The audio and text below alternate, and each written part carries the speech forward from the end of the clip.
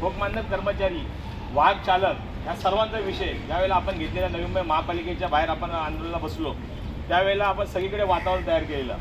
पण मला वाटत नाही NMTचे किती लोक आलेले तुम्ही पहा की त्यावेळेला JMTM ठोकमानकचे कर्मचारी महापालिकेचे आणि NMT आणि शिक्षक सगळ्यांना घेऊन आपण केलेला, कारण सगळ्यांचा विषय होता.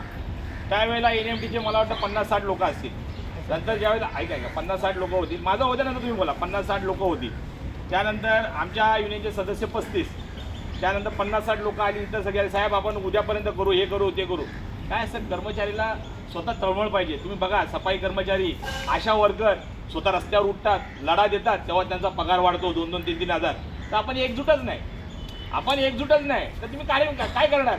मी आमचे विरोधी पक्षनेते येणार होते त्यावेळेला एवढं वातावरण तयार केलं तुमच्यासाठी. आमचं काय राजकारण नव्हतं.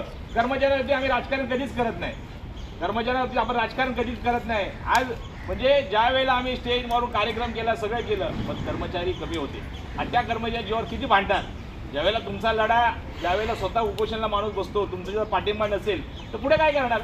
आज मी बघतो ती आपली किती वर्ष झाली संघटना, आपली 5 वर्ष झाली संघटना आहे.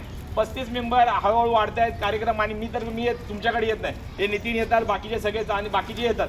तुमच्या लक्षात ठेवा, कर्मचाऱ्याला लागलं, आजारी पडला, पहिली संघटना आहे, त्याला पैशाची मदत करते, हे लक्षात ठेवा. आतापर्यंत आम्ही जर आमची युनियनची वर्गणी जर 8-9 लाख रुपये होते तर 7 लाख रुपये वाटण्यात जाते. कुठली संघटना वाटते का मला सांगा.